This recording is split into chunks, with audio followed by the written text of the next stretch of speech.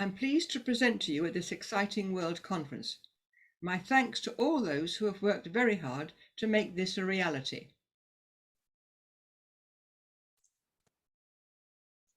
Please can I start by reminding you of these two books. They are essential reading. The second does not replace the first, it builds on from it. The first makes a strong case for physical literacy to be relevant throughout the life course.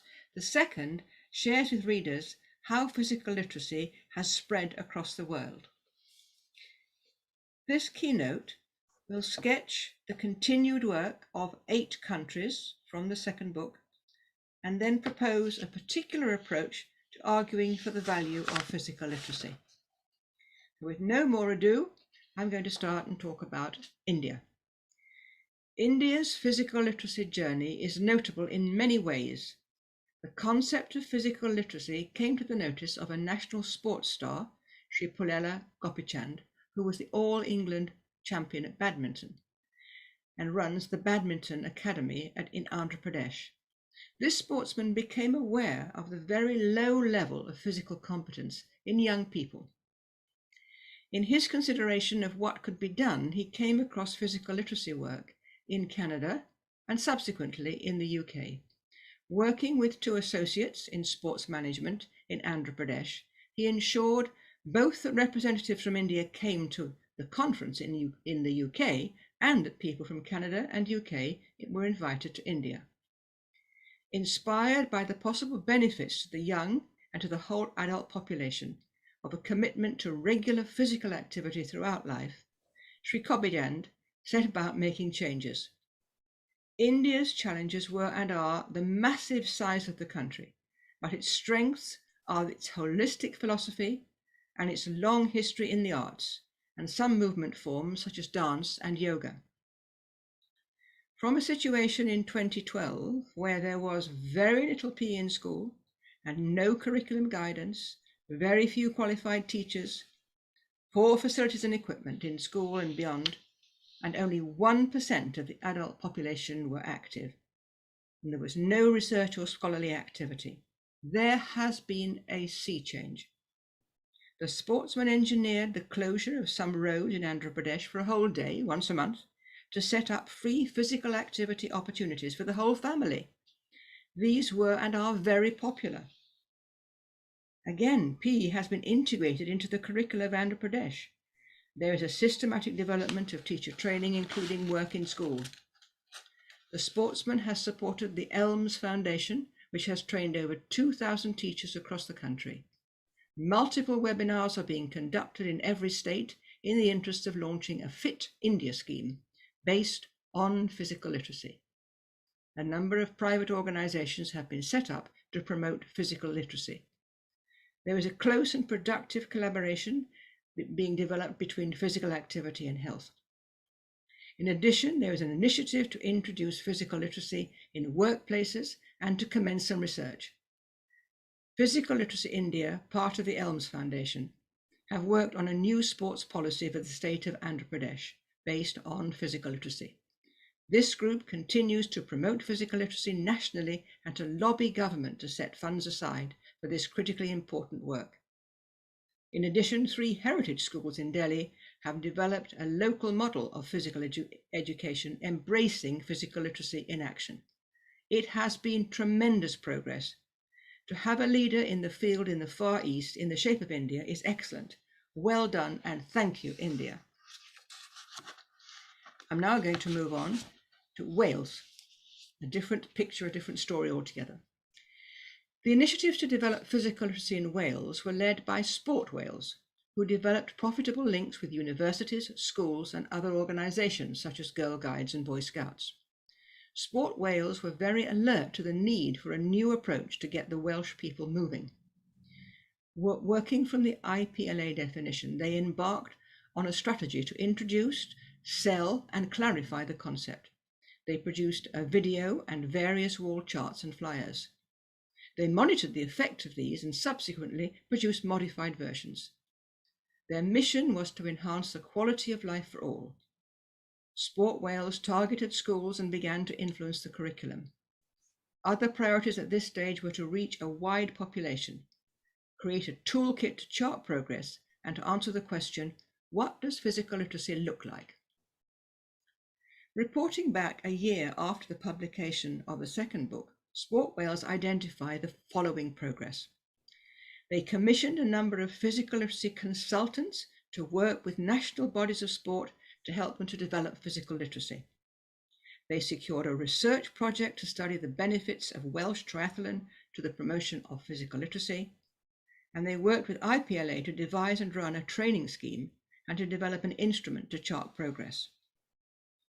2 years after the publication, the 2019 publication, and alongside management changes in Sport Wales, they report the following progress. Sport Wales were involved in a new curriculum in Wales, due to start in 2022, including PL-informed physical education. Secondly, the implementation of a new vision for Wales and a new strategic approach, which encapsulates the principles of physical literacy, and the commissioning of a physical literacy consultancy review to be completed by a researcher on behalf of Sport Wales. Previous consultation work focused on supporting national governing bodies of sport. This was a concern to embed physical literacy into their strategies and business plans and support the operational delivery in community settings. Several outcomes have been achieved to date, including creating and delivering community physical literacy workshops and facilitating internal consultation with national governing bodies about a physical literacy approach. Finally, Sport Wales has established a foundations focus group to connect with partners to help raise the profile of physical literacy practice across Wales. A diagnostic physical literacy reflective tool has been designed and trialled by the group. This has been a well-managed development, which is soundly established and is making a difference. Thank you, Wales. Excellent progress. Now, New Zealand's story is not dissimilar, but it obviously differs in the context in which it is being carried out. So interest in the concept of physical literacy in New Zealand was initiated and continues to be overseen and developed by members of Sport New Zealand. This was demonstrated clearly by colleagues from Sport New Zealand travelling to the UK on more than one occasion to attend IPLA conferences, present papers, and share their views and thoughts with us. While Sport New Zealand steered the boat, partnerships were maintained with other sectors such as education and health. Contact was also maintained with IPLA, Australia, and Wales. Timing was fortuitous in that Sport New Zealand were working on a new community sport strategy. There was a perception that New Zealand could no longer call itself an active nation, as they were facing the worldwide problems of sedentary lifestyles, obesity, and poor mental health. The concept of physical literacy sat well with aspects of New Zealand culture. For example, their underlying philosophies were at root holistic, and their commitment was clearly across all sectors and ages of people. The Maori traditions of lifelong commitment to health and the concern to ensure human flourishing also mirror IPLA sentiments. However, to keep in line with tradition, Sport New Zealand have added a spiritual domain to the definition, which otherwise broadly follows the IPLA lines. As indicated in the chapter, Sport New Zealand created and followed an ambitious programme to share the concept of physical literacy across the world and to provide seminars, courses, and resources to support advocacy.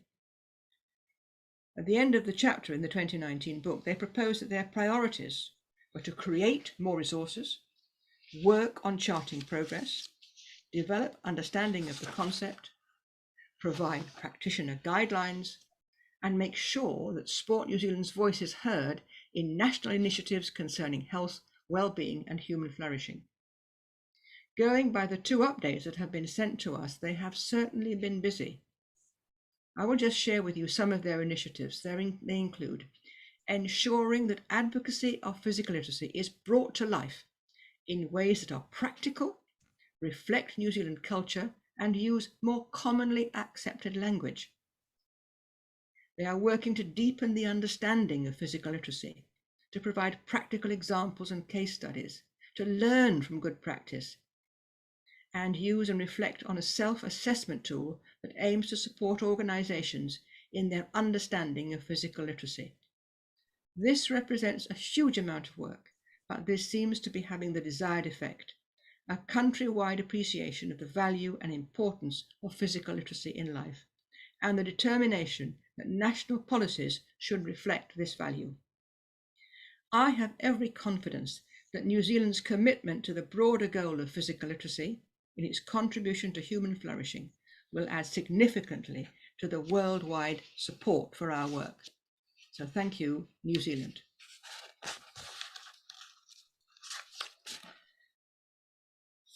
I'm going to talk next about Scotland's journey, which is a unique journey, very interesting. The initial interest in physical literacy came from two senior members of the Health and Wellbeing section of the National Health Service in Dumfries and Galloway, a region of Scotland. They viewed physical literacy as having potential to solve some of the multiple health problems in this region, including a sedentary lifestyle and less than an ideal diet. It was felt that combining the physical with diet and food would be a valuable approach in line with the Scottish Government's goal of the well-being of future generations. Under the head of physical and food literacy, a scheme was drawn up to make changes in a wide variety of systems. A range of measures were planned and operationalized. These included physical literacy awareness meetings, courses, training, and the provision of guidance materials. The success of this approach was that these interventions were bespoke and designed in a form that made them accessible to the target group, such as the local authority, the National Health Staff, teachers, and parents. For example, the IPLA Foundations course was rewritten for parents. With this program, the team worked with IPLA to implement a simple self-report instrument to chart progress in appreciating the nature of physical literacy. The IPLA definition was used within the physical and food literacy approach, and has been seen as valuable in making a significant impact on people's lives. In the last 10 years, the team have reflected on their progress and directed their energies to three particular areas. The first area was to share the work widely, and this has issued in physical literacy being included in the National Draft Physical Activity Systems Map, and encouraging the use of exercise prescription, and being included in a recent publication entitled The Positive Contribution of Physical Activity and Sport to Scotland. The second focus was to work to operationalise physical literacy, and this has resulted in getting a grant from Public Health Scotland to produce resources to support early years practitioners and parents. They've been able to mount communication campaigns and further the development of a tool to find out how far the concept is understood and is being used. The third area of focus was to build capacity, and this has involved working with Sport Scotland to develop a new 2-hour module to support early years practitioners in physical and food literacy, and the creation of appropriate resources. This is an impressive journey. To battle and be heard in the myriad of bureaucratic hurdles in public health is praiseworthy. Thank you, Dumfries and Galloway, a model for other regions to follow. We look forward to following your journey in the future. Again, this is a different approach. We're going to focus in on Europe. There was a chapter on Europe. And the interest in physical literacy in Europe has embedded and flowed in and out in the 21st century. The philosophical roots of the concept are familiar to many, as the principal philosophical schools have their base in Europe. However, each country, of which there are many, has a particular history and culture, and this makes consensus building challenging. In producing the chapter in the 2019 book, the author was in contact with other European countries. Overall, there was a cautious welcome to the concept, as colleagues were interested to explore new ideas and approaches. It is likely that those in the physical education profession were keen to examine views on the value of the subject area and the contribution it could make to education as a whole. However, most of the interest in physical literacy was in the university sector. Meetings and discussion groups were held, and papers and articles were produced, very often in an effort to develop a consensus concerning the concept. This proved problematic. Some felt physical literacy was overly cognitive, others saw it as dualistic. Some countries were already moving to a learner-centered teaching approach, while others retained a more didactic modus operandi. There was also a significant problem related to translating physical literacy into many of the other European languages. Work continues in Europe, but there are still varying positions in relation to the definition and the interpretation of the concept, and a great deal remains to be clarified before a consensus can be realized. In many countries, the tension around measuring progress and operationalizing the concept have created a focus on designing a range of assessment tools to be utilized mainly for research purposes. Measuring progress holistically and understanding how to provide rich environments that enable practitioners to develop physical literacy remain a key area of development.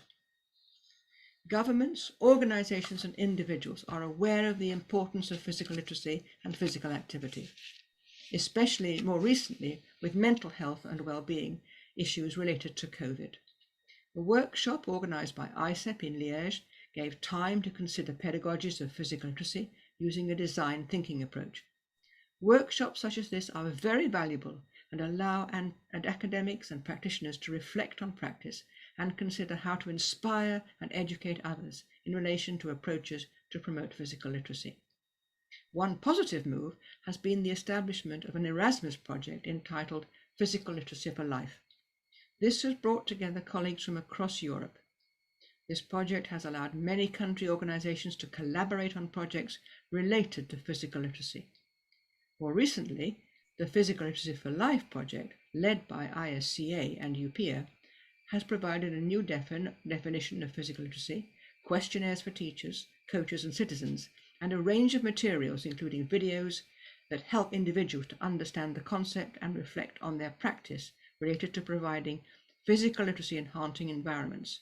Interest is clear. However, there is still much to do to have a single voice from Europe.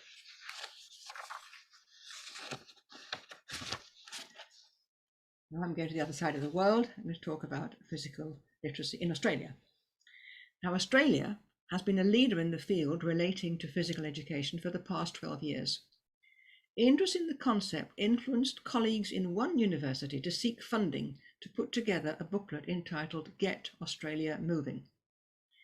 The motivation to do this work was related to Australia no longer living up to its promise of being an active nation, as well as the global problem of ever more sedentary lifestyles. Physical literacy featured centrally in this booklet. Interest was initially confined to the Australian sports organisations and universities, but the concept was fully debated in the planning of a new curriculum for schools. The place of physical education and physical literacy initiated lively debate, with many seeing this area of work coming under the heading of health. Such were the varied views concerning physical literacy that a team was put together to carry out a Delphi poll to find a consensus. The final view broadly acknowledged the IPLA definition with minor rewording and the inclusion of a social domain. In addition, colleagues favoured the view that physical literacy was more akin to a learning programme than a disposition to be fostered. Leaders in Australia favoured seeing physical literacy as lifelong holistic learning, acquired and applied in movement and physical education. The consensus of the Delphi exercise provided the foundation for the development of ladders of progress for use in planning and assessment and a variety of resources. When the 2019 book was published, it was felt there was still work to do, both to promote the understanding of the concept and to contextualize the development of a physical literacy approach, not least with the Indigenous peoples in the Aboriginal area. The development work since the publication of the book has been impressive. I have selected 6 particular initiatives from the long list of good work. There has been the activation of a physical literacy leadership team by Sport Australia. Sport Australia is re-engaging the leading Australian physical literacy researchers to finalise the Australian physical literacy framework. Development of a pictorial self-assessment tool for primary school-aged children have been completed, production of a dedicated website and an animated video. It also has been supporting schools in applying physical literacy through Sport Australia's Sporting School Plus project, and they have created a special interest group in physical literacy as part of a newly formed Australian Society of Physical Activity. Each of these, and those I haven't mentioned, involves much time and work, and colleagues are to be thanked for their resolve and commitment. Every effort seems to have been made to ensure that the more academic developments benefit practitioners and participants on the ground. Thank you, Australia. Going back up north, we're going to visit Canada, chapter in the book on the Canadian journey. As with Australia, Canada began to promote physical literacy about the same time or even before the publication of the first physical literacy book in 2010. Principal in this initiative were universities and Canada Sport for Life. This last is a funded organisation with a commitment to raise standards in sport and contribute to providing a physically active life. At this early time, the problems of a sedentary lifestyle, obesity and mental health were growing apace. The original focus that the Canada Sport for All pursued was basically long-term athlete development, which mainly catered for participants up to 12. There was a focus on physical skills in the form of FMS.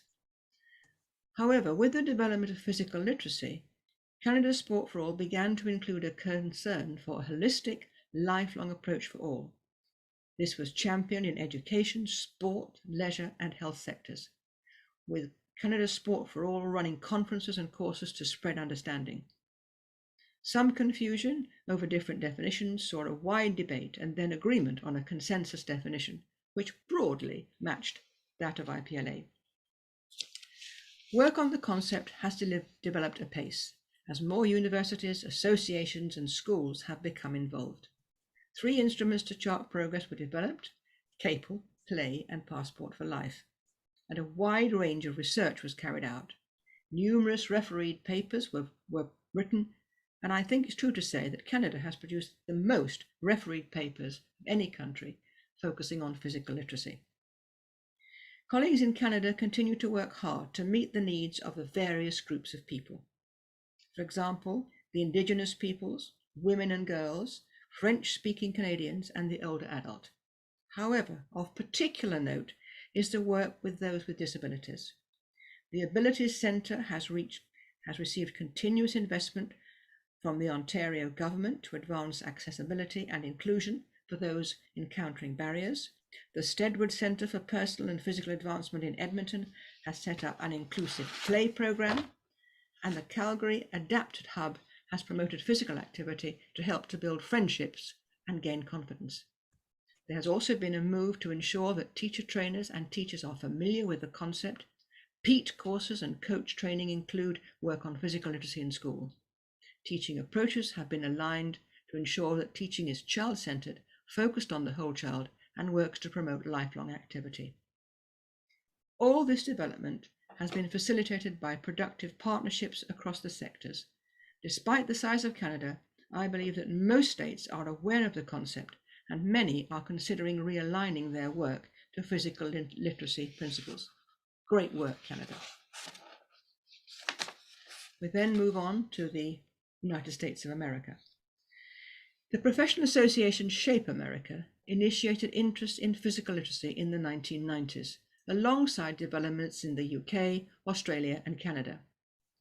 The introduction of the concept was timely, both in respect of health and obesity problems, but also as Shape was working on a new national standard scheme. Shape developed useful partnerships with education, with the military, with the fitness industry, with governing bodies of sport, and a range of girls' and boys' clubs. There were also moves to relate physical literacy to nutrition and mindfulness. Unanimity across the sectors was challenging, not least in the absence of federal oversight, that being left to the USA Olympic Committee. While there is a branch of Shape in every state, there were also state-specific interests and priorities. The Aspen Institute led an exercise to agree a US-wide definition, to try and bring everyone together. This only deviated from the IPLA definition in replacing motivation by desire. But it's still a long way, a long uphill struggle. In sharing development after the publication of the 2019 book, these promising foundations had not progressed as fast as was hoped. Most development has been seen in work with governing bodies of sport, albeit with an under-18 focus, with an FMS and long-term athlete development bias. There has been some work with physical literacy and physical education in the national standards, and while it's good that our subject has been included in these standards, sadly they're based on norms, which is an approach that IPLA and many of us do not recommend. So it's good to be included, but unfortunately it's counterproductive in some way. They've also begun to work with underserved populations, the older adult and individuals with disabilities. Working in PE with useful discussions around curricula, publications and charting progress. But there is still a great amount of work to do. They need to develop the understanding of the concept and its relationship to PE and physical activity. They need to sell physical literacy as relevant to lifelong participation. They need to embed physical literacy in universities, particularly in PET courses. And they need to establish a research centre for the USA. Looking at the situation from a state perspective, a colleague working in Massachusetts has shared the following thoughts about the take-up of PL. In a nutshell, there being no federal or state-wide guidance, there's a good number of exciting, valuable initiatives. There's nothing happening which is structured and people are working together, but there's a whole range of exciting initiatives. For example, she wrote me a list of initiatives. Promising initiatives are mainly headed by a particular group or an individual entrepreneur. For example, the Laureus Sport for Good USA worked on the United Nations Sustainable Development Goals, education, health, well-being, employment, inclusive and peaceful society. The Center of Healing and Justice Through Sport, Play Sports Coalition, Play Equity Fund, Adaptive Sports, Intercity Weightlifting, etc., etc. I could go on. These are really exciting initiatives, well worth following up and looking at. There seems a vibrant groundswell of those who want to promote physical activity and physical literacy. What is needed now is some form of leadership to bring these people together to sell the message. There are exciting developments, and I applaud all those who are working hard to promote physical literacy in a very challenging situation. It's happening, but it needs to be coordinated and worked on. So thank you very much for all the hard work that you've done. So that ends my whistle-stop tour of an update of the 8 chapters in the 2019 book. Many thanks to all of you who have kept me updated. I hope that the journeys of other people will be helped and enriched by listening to what I've had to say, looking up further in the book so that you can get some guidance and general support in your own journeys. Now you'll notice from what I have said that while all these countries are in tune with the general direction of the IPLA concept and definition of physical literacy, each country has modified aspects of the concept so that it is in line with the deep-rooted cultural approaches, the specific educational needs, and the particular philosophies of the country. I do not see these slight variations as a threat to the concept, as physical literacy springs from recognized and well-argued philosophical positions about the nature of the human condition and the way that we interact with each other and the environment to create ourselves. In this context, I would argue that notwithstanding some variation, the underlying tenets of physical literacy are relevant to all humans. The philosophies I'm referring to are monism, existentialism, and phenomenology. This is the rationale against which I consider the nature of the work in a particular country. I ask myself the question, are they, notwithstanding their definition or their slight changes, are they working in the direction that I would see as promoting physical literacy? So when I go to a country, I ask myself a number of questions. Are the participants treated as a whole, not as a being with a mind that manages the body as some thoughtless machine? And again, are the participants treated as unique individuals who each warrant support and attention, whatever their needs, age, or endowment? They will give me the answer. And if the answer to these questions is in the affirmative, I judge that the roots of physical literacy are likely to be being securely addressed. In the main, these learning experiences are in evidence as part of how sessions are planned, taught, and evaluated. And there are two further questions I ask myself in looking at physical activity, physical literacy, physical education in another country. How far are the practitioners focused on the experience of the participants in the long term? Do participants have both a broad experience of types of activities and enough time to explore these activities so that they, the participants, grow in self-confidence and self-belief? In the main, these characteristics relate to what are the range of activities that the participants are involved in. And finally, I ask myself, is physical activity seen as a valuable lifelong area of human endeavour, to be nurtured and celebrated? Is PE sold to be of value throughout life? This relates to the way that the activities and the opportunities are justified. Do they justify physical literacy? Once again, if the answers to the two questions are in the affirmative, I judge that the direction of the work is securely located in physical literacy practice. The IPLA definition continues to be important and remains at the centre of our work, with physical literacy being a disposition in the form of a lifelong commitment to physical activity. However, I believe that what is important is less about the exact wording of the definition, even what is or is not included herein, but more about making a contribution to creating a way to live life more fully and realize the potentials that we can all bring into the world, one of these being our embodied capabilities. As you can see, I have arrived at a position wherein the credibility and value of physical literacy would seem to rest in part on enriching life or contributing to human flourishing. Is it valuable?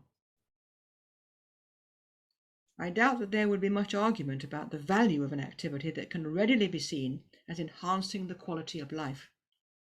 So the relationship of physical literacy to human flourishing becomes a significant pillar in setting out our case for the value of physical literacy. So this moves me on finally to look at the relationship between physical literacy and human flourishing. The question is, can we create a case which unequivocally sets out the way that physical literacy contributes to human flourishing, such that the value of physical literacy can be endorsed with confidence? So we need to look and to study at the nature of human flourishing to lay the ground for making the case. And now I think, Nigel, at some stage we're going to have some PowerPoints. So what do we mean by human flourishing? There is not one clear-cut answer to this question, as human flourishing is subject to a variety of definitions. However, as a general rule, all would probably agree that it can be described as a state of well-being in which an individual is thriving optimally. It has been proposed by Van der Wiel that this state of well-being is one in which the individual experiences happiness, leads to satisfying, they experience mental and physical health, they have a purpose in life which gives it meaning, and situations that facilitate character development and virtue are present, and situations that foster close relationships with others are nurtured. How does physical literacy share up to these characteristics? I think you want to go back, please, Nigel. How does physical literacy share these characteristics? Well, I would venture to suggest that in fostering the disposition that is physical literacy, the individual would develop happiness, they would have mental health, and they could, for example, foster close relationships. So I would believe that we were sitting very closely to health and fitness. These broad sentiments are shared by Rasmussen, who describes characteristics of a life that could be described as human flourishing as one that provides an opportunity to experience and enact a particular lifestyle. This is one that is objectively good, inclusive, individualized, agent-dependent, self-directed, and socially constructed or socially sensitive. Again, I would argue that physical literacy can play a part in securing a lifestyle that offers these experiences. We talk about inclusivity, we talk about self-direction, we talk about social sensitivity, and surely it must be good. So again, I would argue that physical literacy can play a part in securing a lifestyle that offers these experiences.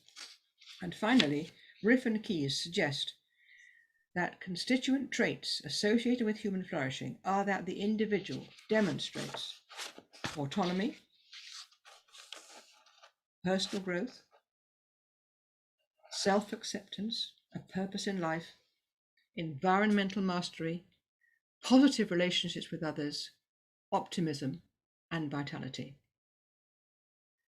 Again, many of these traits are flagged up in writing about physical literacy. Chapters 18 and 19 in the 2019 book go into much more detail and include the fact that human flourishing and physical literacy share common philosophical roots.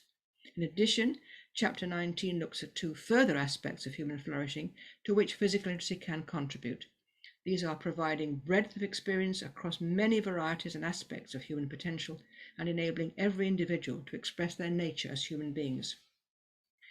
The message that rings out from this short presentation regarding the nature of human flourishing is one through which we can readily see how physical literacy can make a positive contribution to this desirable aspects of life. PL can contribute to the state of well-being or human flourishing as outlined by Van der Wiel. Physical literacy can add to a lifestyle associated with human flourishing as set out by Rasmussen. And physical literacy can foster traits associated with human flourishing as set out by Riff and Keyes.